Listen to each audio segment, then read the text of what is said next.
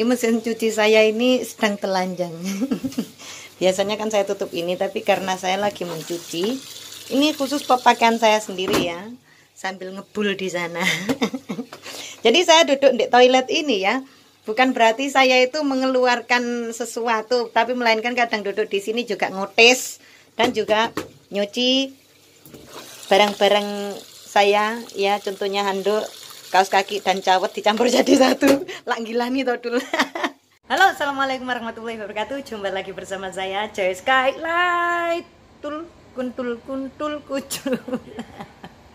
Segmen kali ini yaitu agak-agak beda ya. Maklum saya longgo dek jogan bahasa Jawanya ya. Saya akan bercerita tentang pengalaman saya pertama kali ke Hong Kong. Itu tidak begitu semenarik pertama kali saya ada di Singapura sih sebenarnya. Dulu di saat saya umur 16 tahun saya pergi ke Singapura ya kan. Saya kira Singapura itu adalah suatu tempat yang gimana ya. Ini wes ceritane pengalaman pertama apa yang saya rasakan di saat saya menjadi TKW kayak gitu ya. Gobloknya saya. Pelajaran geografi saya tidak memenuhi syarat rek. Karena saya bukan anak yang pinter-pinter amat ya. Jadi di sini tuh saya kira di Singapura itu seperti berada di bulan rek. Ya tempatnya banyak kerenjalan dan memang jauh dari orang tua itu pasti ya. Terus saya di sana dijemput sama agent. Ternyata Singapura itu sama saja dengan Jakarta. Seperti itu ya, seperti Jakarta tempatnya agak sedikit mewah tapi memang nggak jauh beda sama Indonesia ya. Di situ kembali lagi saya di tahun 2006 saya mulai mencari nafkah di Hong Kong. Di antara Singapura Indonesia agak sedikit dekat ya, tetapi di jarak di Hong Kong itu agak sedikit jauh ya. Mungkin masih jauh lagi di Qatar ya. Cuma ini saya ngomongkan masalah pengalaman saya. Ini mungkin mbak-mbaknya sendiri juga pernah merasakan ya dul ya mbak-mbak bagi mbak-mbak TKW komen di kolom komen, jangan di kolom jembatan. Gimana pengalaman pertama Anda? Merasa seperti apakah baru menginjakkan kaki di negeri orang? Di saat DPT kita itu selalu ready katanya kan. Kita ready karena apa? Di dalam di PT itu kita selalu berdoa, semoga saya cepat-cepat mendapatkan majikan, semoga saya cepat-cepat menghasilkan uang agar masalah-masalah yang ada di Indonesia tentang kekurangan perekonomian kita cepat teratasi kayak gitu kan. Saya siap, saya berada di PT itu kira-kira setengah tahun. Bayangkan kurang ready gimana rek. Tapi saya punya satu masalah yaitu saya tidak bisa berbahasa Kantonis.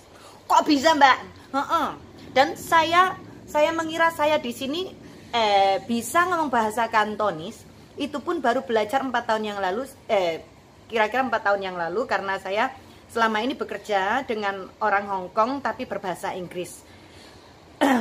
My English is not that bad. Tapi kamu tahu sendiri ya antara apa itu I've experienced in Singapore, terus bahasanya itu broken English ya, take a walk jadi walking cicat jadi talking seperti itu. Jadinya I wanna improve my English more better kayak gitu ya kan, ya ada di sini. Tapi tahu sendiri kalau orang Cina berbahasa Inggris itu ya wes pedot semua. Grammarnya hancur sama saja. Saya selalu ingin improve. Jadi saya terima job menjaga anak selama 4 tahun. Saya kerja di Taipo sana berbahasa Inggris. Jadi saya cuma dengar majikan saya ngomong bahasa Kantonis itu jarang sekali, tapi saya mengerti sedang mesikong kayak gitu kan. Bisa mendengar tapi susah untuk mengeluarkan. Tapi belajar yang lebih baik yaitu kita banyak-banyak mendengar lalu kita bisa menirukannya. Itu belajar yang baik ya. Jadi mbak sama nggak bisa bahasa Kantonis, nggak bisa. Dari sini resah gelisah dulu kayak anak-anak sekolah. Sampai sini tuh saya dulu dijemput dari bandara sana. Saya ditemuin sama mbak-mbak entah itu dari staf mana ya. Kita selalu diberikan buku panduan ya yang tebalnya sekian, lek moco matanya sampai melerak-melerek ini. Ngantuk-ngantuk kayak gitu ya. Buku panduan tentang menjadi TKW. apa aja hak-haknya, itu penting sekali. Saya dulu merasa nggak penting, itu buku apa mbak Reno ngeluh. Nggak, kalau saya ini lulusan SD, baca pun seretek-seretek seperti baca Al-Quran. Oke, dari sini saya ready dari PT itu ya kan. Terus kemudian saya datang ke sini, tetapi ada sesuatu yang kita masih belum ready, yaitu gimana kita menemui majikan. Di saat itu kan saya kan sering sekali berbicara bahwa kita kalau ada di Indonesia, kita nggak tahu majikan kita seperti apa, rumahnya seperti apa saja yang disukai dan tidak disukai, terus kemudian gimana cara berkomunikasi kayak gitu ya. Memang saya di sini nggak bisa bahasa Kantonis karena permintaan majikan saya yang ada di sini itu meminta saya untuk berbahasa Inggris. Dari situ saya merasa confident kayak gitu. Oke, my English is not bad, tapi banyak sekali bahasa Inggris yang perlu saya pelajari. Apalagi kita berada di Hong Kong, nggak semua orang bisa bahasa Inggris kayak gitu. Apalagi bahasa Inggris saya itu broken kayak gitu kan ya. Jadinya saya juga harus punya sesuatu yang bikin saya untuk protect myself kayak gitu. Misalnya kalau di jalan saya kemudian hilang ingatan dulu. Maksudnya hilang jalan, saya kan bisa bertanya kayak gitu. Sedangkan saya tidak bisa berbahasa Kantonis, gimana mau tanya? Ya kan, nggak semua, minim banget di Hong Kong ini pakai bahasa Inggris, minim banget ya kan. Setelah itu saya berpikir, ya Allah, permudahkan perjalanan saya, berikan saya majikan yang baik, itu saja sudah cukup. Kalau yang lainnya nyusul ntar ya. Di situ bandara saya dijemput sama agent. Agentnya ini anak Indonesia, bawahan dari kantor-kantor, yaitu khusus menjemput anak-anak yang dari Indonesia. Kamu tahu sendiri kalau orang sudah lama di Hong Kong, meskipun itu orang Indonesia, maya. Bahasa Jawanya maya. Bahasa Indonesianya itu songong kayak gitu ya. Sampai lambung moncor. Songong banget. Ngomong kayak gini, "Udah, kamu kita masuk sana." Gini. Seakan-akan saya itu berpikir bahwa hai, kita di sini mau kerja dan kamu pun juga kerja kayak gitu. Perlakukan kita seperti apa yang kamu perlakukan sama orang lain kayak gitu. Jangan mentang-mentang kita itu anak anyar, anak baru yang kita benar-benar butuh bimbingan, butuh tuntunan kayak gitu. Tapi dari agent sendiri memberikan suasana yang kurang nyaman kayak gitu loh kan. Bagi mbak-mbaknya yang kerja di agensi, yang sudah lama di sini, tolong ya perbaiki lagi. Itu kebanyakan ya, sampai sekarang nggak berubah. Ya, kalau jemput anak-anak dari Indonesia sendiriku, berikan contoh yang baik, ya. Ngomong sama orang itu komunikasinya yang baik, kenal nggak kenal diperbaiki dong. Orang terus, kamu sana, ntar kamu ini ya, makanya di sana jam sekian. Ya Allah Gusti, kayak mereka itu majikan kita, padahal mereka juga kerja. Kerjanya mereka apa? Jemput kita, menuntun kita, bukan terus barino seperti orang bentak-bentak. Terus aku dulu pernah bilang bisik-bisik sama teman, kok judes amat sih? Aku bilang kayak gitu kan. Bahasa Jawa nih, judes semen toh. Nah, bilang kayak gitu kan. Maklum, dia di sini sudah 10 tahun. Ya ngono kuwi lah, manut ae. Ya, nyuruh kita manut. Daripada dimarahin.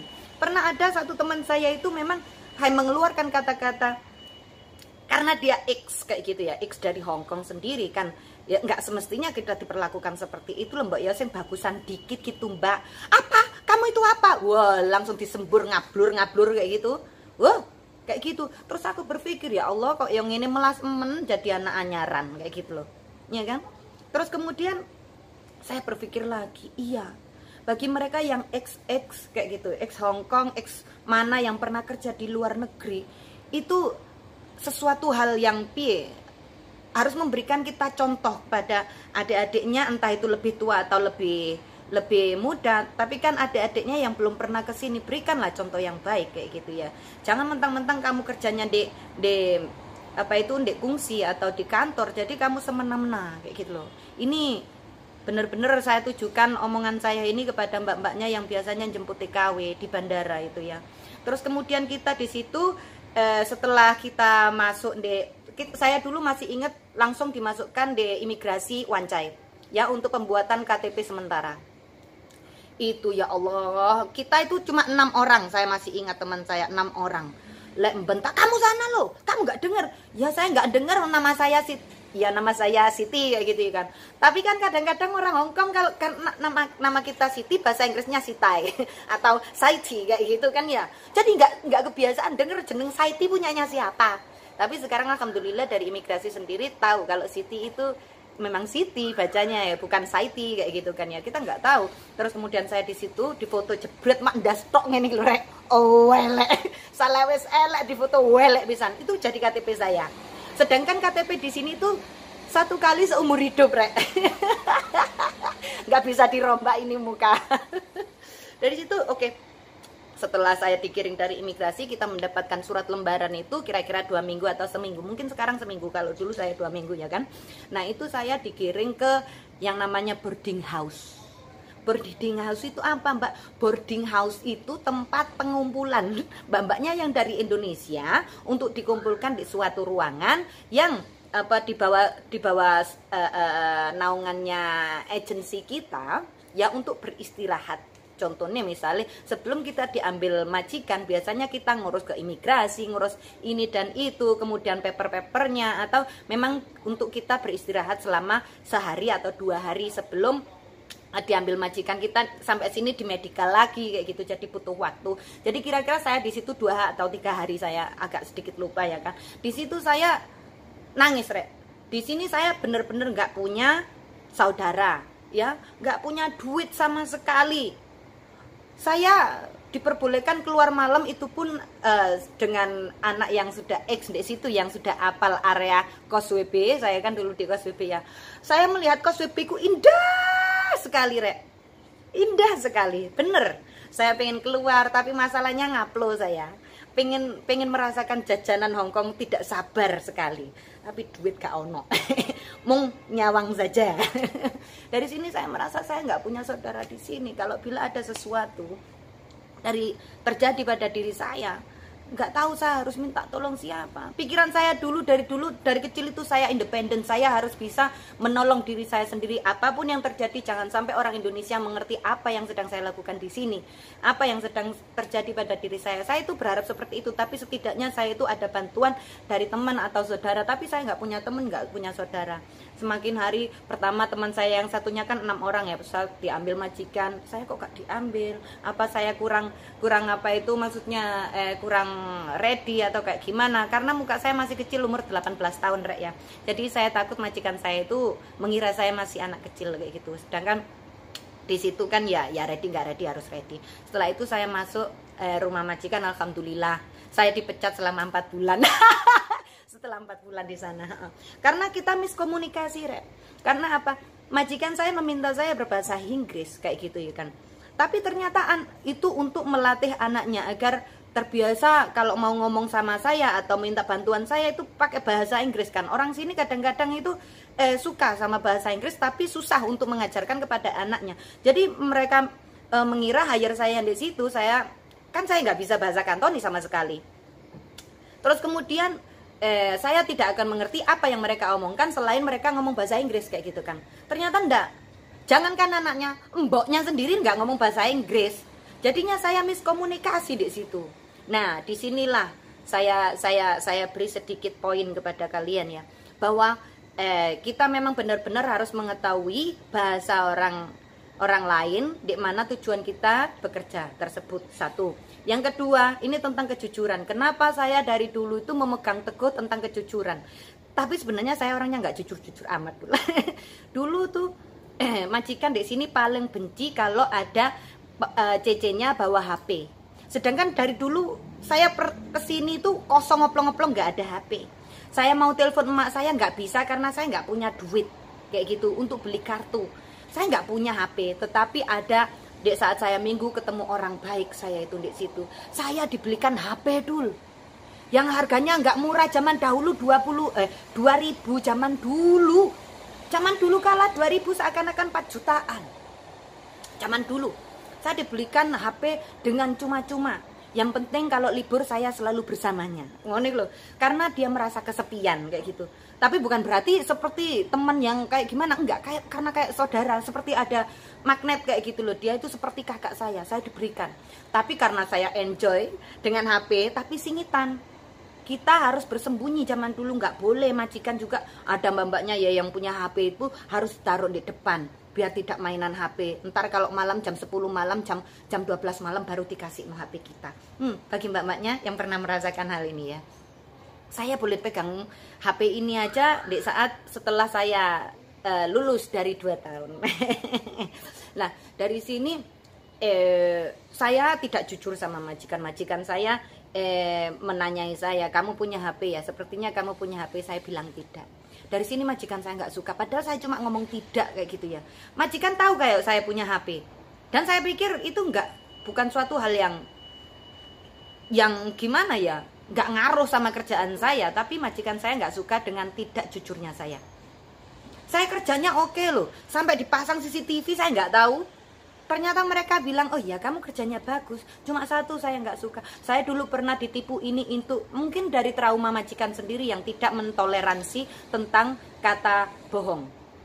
Majikan saya ngomong sama agent saya, anak ini kerjanya bagus tapi tidak jujur. Padahal saya cuma menyembunyikan HP toh, dari mana tidak jujur saya? Dari HP saja.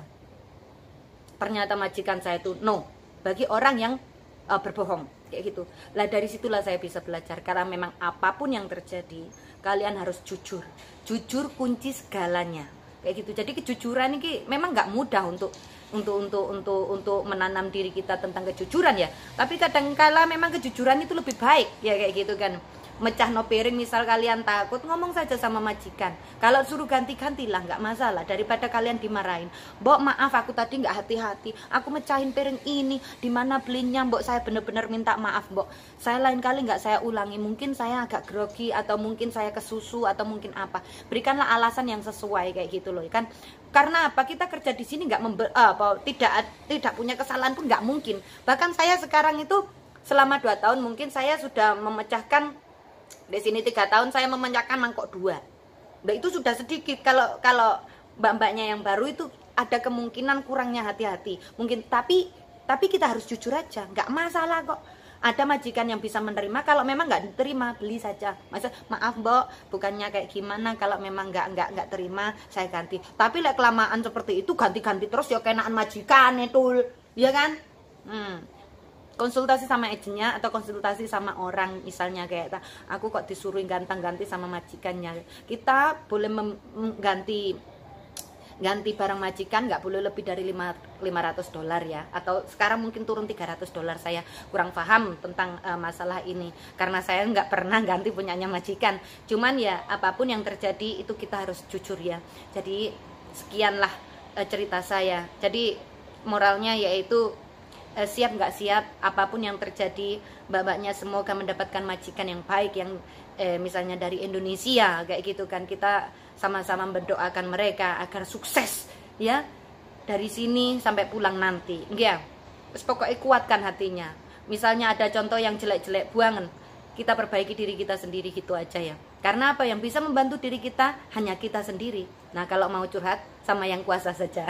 Kalau konsultasi jelas kita harus cari orang yang lebih mengerti gitu. Thank you, salam sukses, assalamualaikum warahmatullahi wabarakatuh.